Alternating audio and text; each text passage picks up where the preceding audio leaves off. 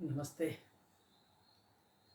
तो 3-4 दिन पूर्व आप लोगों से ये बात की थी कि मैं आटा और चावल विषय के ऊपर आपके समक्ष लाइव आऊँगा। तो बहुत लोगों को ये लगा होगा कि ये व्यक्ति विज्ञान का व्यक्ति है और आटा चावल के ऊपर बात करेगा।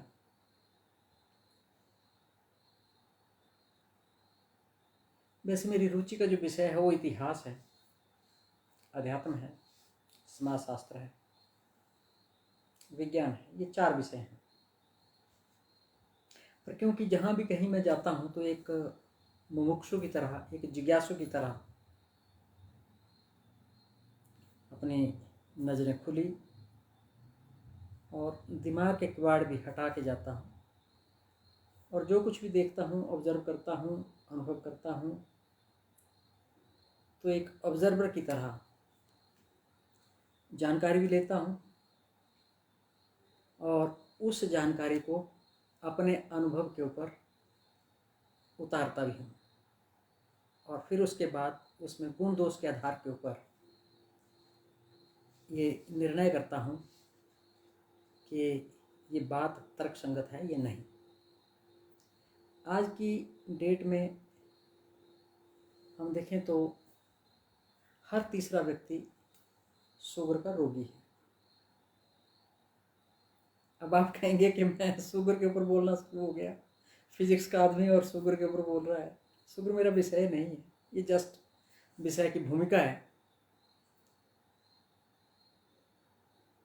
दूसरा, 100 में से 5 आदमी कैंसर से ग्रसित हैं।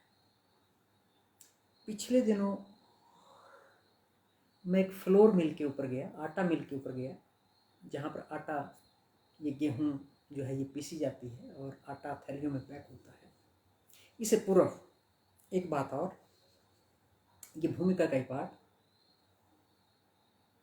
हमारे देश में, हमारे प्रदेश में यहाँ पर पानी के परो लगाए जाते थे और पानी के परो या प्याऊ या पीपल के नीचे वो घड़े रखे जाते थे, मलियों से ढके जाते थे, उनके ऊपर पत्थर जो रखे जाते थे ताकि कुत्ता बिल्ली उनको जूठा ना करे, और साथ में वहाँ पर एक लोटा और गिलास भी रखा जाता था ताकि आते जाते राहगीर जो है वो पानी पी लें।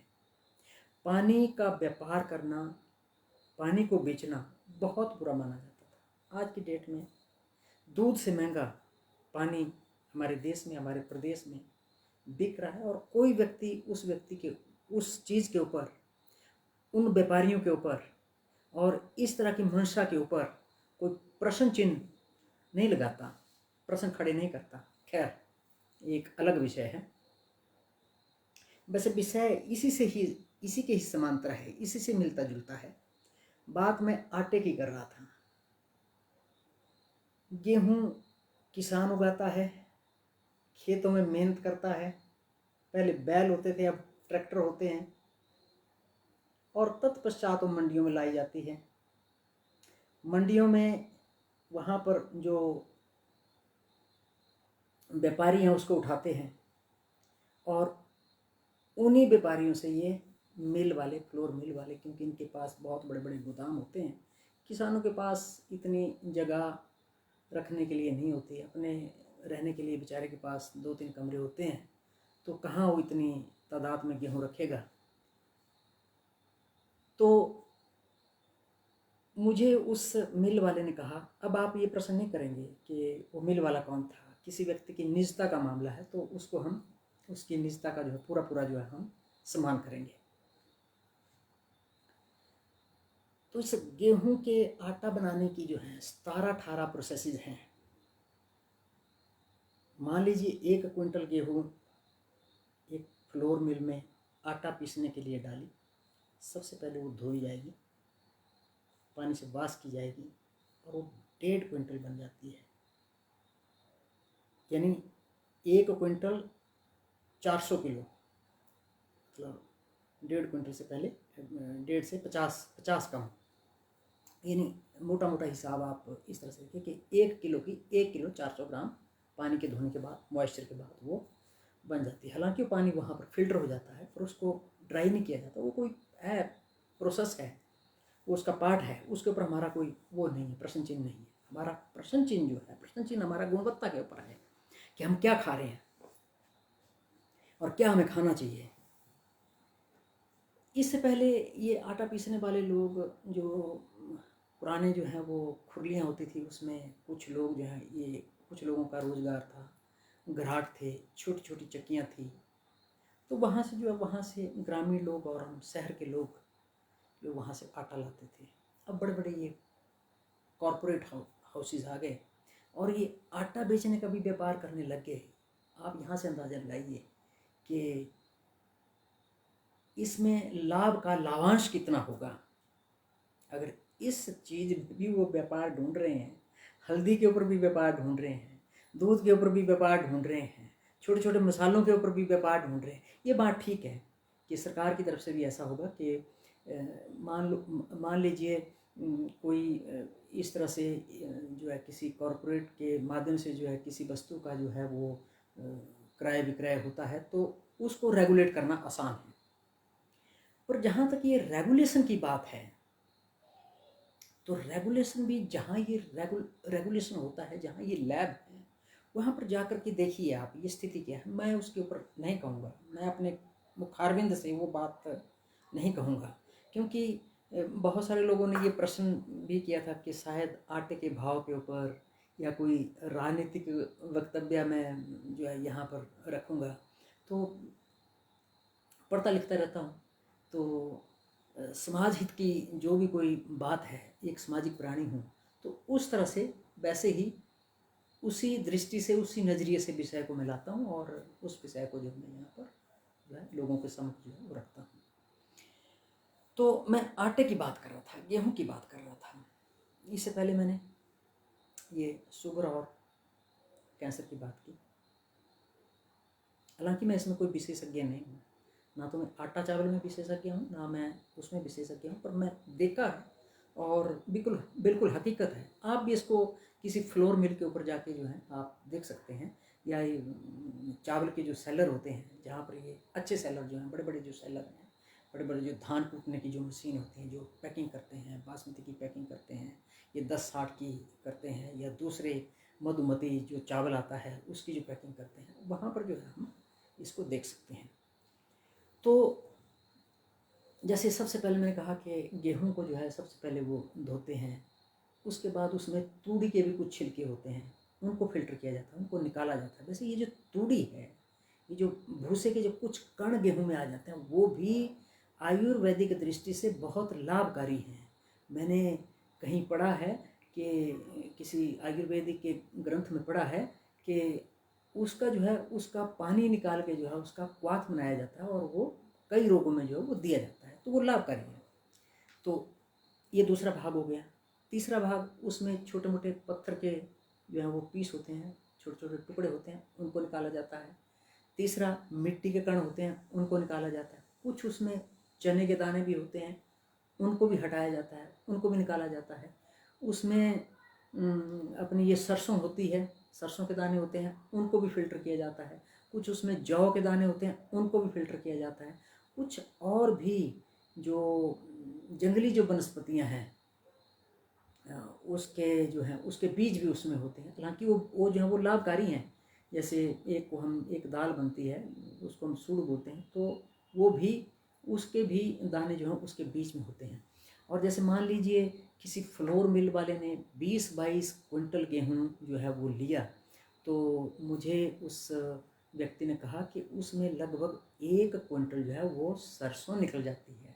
तो कितना फ़ायदा होगा, वो गेहूं के भाव में ले रहा है और सरसों जो है, सरसों उसको एक क्विंटल के आसपास जो है वो फिल्टर होके जो है वो आ रही है, और सरसों से उससे तेल आ रहा है, उससे खली आ रही है, और भी उससे जो भी उससे प्रोडक्ट मिलते हैं, वो उसको, बोलने का मतलब कि इतने लाभांश में है। और यदि उसका आटा डायरेक्ट उसका पीसा जाता, तो भोक्ताओं को, जो उसका आटे का जो भोग करते हैं, उन लोगों को कितना वो पौष्टिक वो भोजन होता है।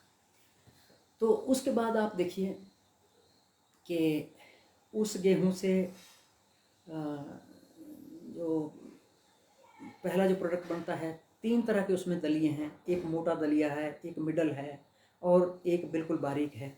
उसके बाद सुपरफाइन आटा है, मैदा है, और एक जो है एक मोटा आटा है, और उससे सूजी है, और एक उससे 18वें नंबर पे लेवी प्रकार का आटा मिलता है। तो ये जो लेवी आटा है ये कहाँ मिलता है, आपकी जानकारी में है? और ये जो थैलियों में पैक होके आता है, अब ये अच्छी प्रकार वाला आटा आ रहा है या लेवी आटा आ रहा है, जैसे लेवी चीनी होती है, तो वो बहुत डी ग्रेड प्रोडक्ट होता है एक तरह से, तो या वो मिल रहा है। तो इन बीमारियों का कारण ये भी हो सकता है। और उससे इतने लाभदायक, इतने भाव वाले, गेहूं से ऊंचे भाव वाले जो प्रोडक्ट हैं, जो उससे जो निकले, उससे उस गेहूं से निकले, आटे से, इस लेवी आटे से पहले निकले, तो बहुत सारे लाभ वाले जो प्रोडक्ट हैं वो उससे निकले। ये 18वें नंबर के ऊपर जो है ये लेवी आटा निकला। तो इस तरह से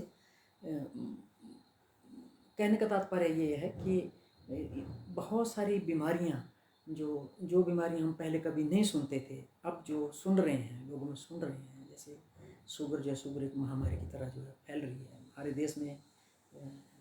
ये कहते हैं जब 140 इसकी लिमिट थी तो 7 करोड़ के आसपास थे, अब तो शायद, अब कोई डाटा इसके ऊपर इसके पास है नहीं, क्योंकि अब इन्होंने लिमिट जो है 100 कर दी है। तो ये शुगर जो है, शुगर बहुत महामारी की तरह जो है वो फैल रही है। तो ये हमारा भोजन भी और ये हमारे खाद्य भी इसका कारण हो सकते हैं। दूसरी बात, जैसे चावल की मैंने कही थी, तो ये नहीं कि चावल महंगा है या महंगाई बड़ी है, मेरा इसके ऊपर जो है ये मेरा इशू नहीं है। ये जिन लोगों का विषय है वो इसके ऊपर बात करें। तो होना ये चाहिए कि ये जो पॉलिश चावल है, ये पॉलिश चावल है क्या? तो जैसे किसी बैग में चावल हैं, आप उसमें हाथ डाल के देखिए, तो आप हाथ को डिप करेंगे, मान लीजिए आप बाजू को यहाँ तक डिप कर देते हैं, उसमें डुबो देते हैं चावल के बीच में, तो कुछ भी कोई आटा नुमा या उस चावल से जो बारीक बारीक जो घर्षण से जो पिसा हुआ जो चावल है, जो आटा बन जाता है, वो हाथों के साथ चिपकना चाहिए। आप परमल का चावल लें या गांव से या किसी किसान से आप चावल खरीद के लाएं जो पॉलिश ना हो, और उस बोरी में आप हाथ डालें, तो आटा नुमा जो है आपके हाथ में, आपके बाजू में चिपकता है। और ये जो पैक्ड जो चावल आ रहे हैं उसमें ये नहीं चिपकता। मैं एक ऐसे सेलर में भी गया जहाँ ये चावल कूटे जाते हैं, जहाँ ये चावल निकाले जाते हैं, तो उन्होंने कहा कि हम पूछ लेते हैं, ग्राहकों को पूछ लेते हैं कि क्या हम इसको पॉलिश करें। तो ये पॉलिश जो भोजन है, ये पॉलिश जो खाद्य हैं, ये बहुत हानिकारक हैं, इनसे हमें बचना चाहिए। इनसे हमें एहतियात जो है वो बरतनी चाहिए। खैर, जो लोग एजेंसीज़ हैं, जो सरकार है, उनको भी इसमें संज्ञान जो है वो लेना चाहिए कि लोगों तक जो है वो पौष्टिक खाद्यान्न, इस तरह के खाद्य पदार्थ ही पहुँचे। पर हम भी थोड़ी बहुत अगर मेहनत कर लें, जिस तरह से हमने दूध की धियानगी लगाई होती है, तो आज की डेट में हमें ये ज़रूरत है, ये आवश्यकता है कि हम किसान भी चुनें। जिस तरह से ये ऑर्गेनिक खेती वाले, जो ऑर्गेनिक तरीके से जो गेहूँ उगाते हैं, चावल उगाते हैं, तो वैसे लोगों का हम चुनाव करें, तो उन लोगों को भी फ़ायदा होगा, उनको भी लाभ होगा। वो मार्केट में वो जो है वो ले जाने से बचेंगे, और उनको भाव जो है, मोल भाव जो है वो उनके घर के ऊपर उनको मिल सकता है। तो ऐसे बहुत सारे लोग हैं, ऐसे लोगों का हम चुनाव जो कर सकते हैं, और उनकी खेती को भी जाके हम एग्जामिन कर सकते हैं, देख सकते हैं। तो आज का जो विषय था वो इतना ही विषय था। तो आप लोगों ने मेरी बात बड़े ध्यान से सुनी, बहुत बहुत धन्यवाद आपका, बहुत बहुत आभार, धन्यवाद।